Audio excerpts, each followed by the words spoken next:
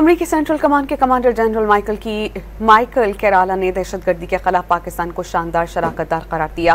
अमरीकी ऐवानी नुमाइंदगान की खारजा अमूर कमेटी के सामने बयान में जनरल माइकल ने कहा कि दाइश के खिलाफ लड़ाई में पाकिस्तान ने जबरदस्त किरदार अदा किया। उन्होंने कहा कि तालिबान की जानिब से दबाव के बाइस दाइश के दहशतगर्द पाकिस्तानी कबायली इलाकों के करीब ठिकाने बनाने पर मजबूर हो गए हैं।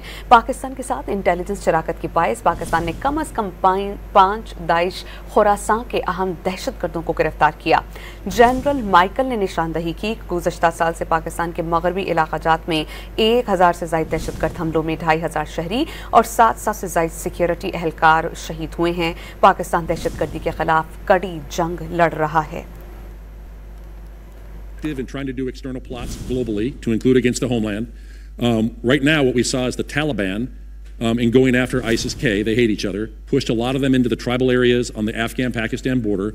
Through a phenomenal partnership with Pakistan, they have gone after ISIS Khorasan, killing dozens of them.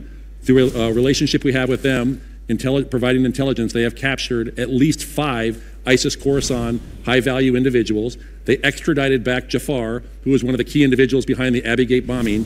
And the first person he called, Chief of the Army Staff Munir, was me, and said, I've caught him, I'm willing to extradite him back to the United States. Please tell the Secretary of Defense and the President.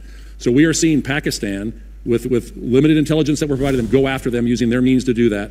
And we're seeing an effect on ISIS Khorasan. At the same point, they are continuing to move around. Sometimes they'll try and go back into Afghanistan. We have the means to be able to collect, but for the most part right now, they're hanging out right in that border area of Pakistan. And I would also tell you that, since 2024, the beginning, Pakistan had over 1,000 terrorist attacks in the western area, killing about 700 security and civilians and 2,500 wounded. They're in an active counterterrorism fight right now, and they have been a phenomenal partner in the counterterrorism world.